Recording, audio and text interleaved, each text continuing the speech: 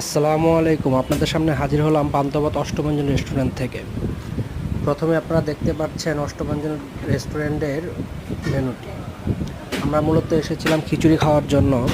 এখানে বেশ কি অষ্টভঞ্জন রেস্টুরেন্টটি খিচুড়ির জন্য বিখ্যাত। আমরা খিচুড়ির সাথে নিয়েছিলাম চুই ঝাল, গরুর গোশ এবং গরুর কালাভুনা।